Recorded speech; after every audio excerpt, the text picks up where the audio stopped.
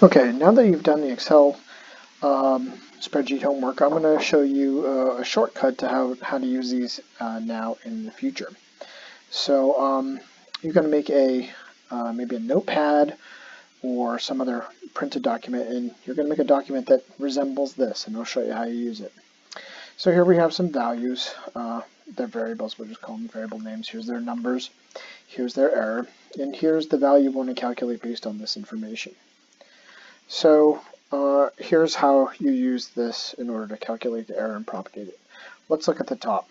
Well, the top is just basically a sum of values 1 through 3. Now we're going to want to propagate the error, so we're going to go to this, we're going to copy that information there and paste it in. And once we've done that, we're going to go to the error from value 1 and place it there. Highlight the error from value 2, place it there. Highlight the error from value 3, place it there. We don't need 4, 5, and 6, so we'll delete it. And that's the error now for the top part of this. So let's do the bottom part of that. Bottom. So our bottom part is simply value 4 minus value 5. And once again, we need to propagate error for this. So once again, just paste. Our error from value 1 is this one. Our error from value 2 is this one. We don't need error from 3, 4, 5. And then we've propagated this error. So the total value is going to be the top. So we'll say the top, right? Divided by the bottom. And that is also going to be multiplied by value 6 to give us this answer. So now this is the multiplication.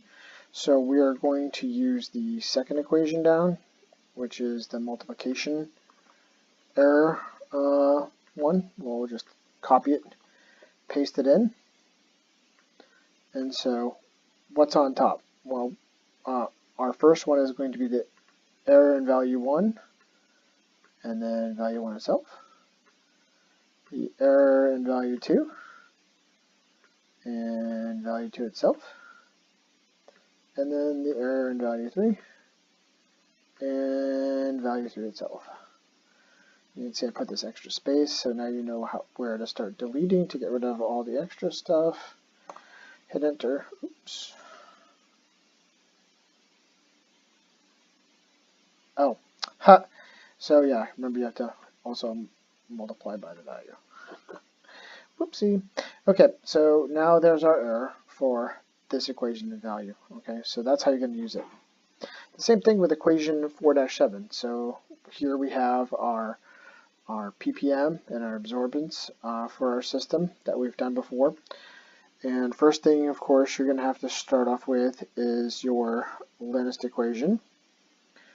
Right? We've all done this. Known y's, known x's, true, true.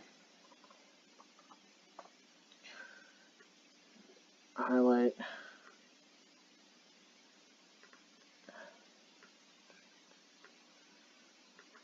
Shift enter. Okay. So once again, right, this is our m, this is our uncertainty in m, this is our r squared, our f value for our f test, this is b, uncertain b, standard error in y, degrees of freedom. And then of course we're going to have to calculate that value. That value is simply y minus b divided by m. Remember to put your parentheses in because order of operation is important here. And so that will be our ppm value. And what about our error? Well, our error in this case will be this value over here. So let's go copy that. And we'll paste it in. Okay, what's our SY? Our SY is this value. Oh, what's our M value? Our M value is here.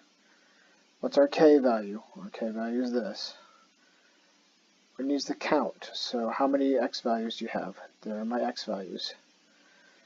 The y value that we're interested in, there it is.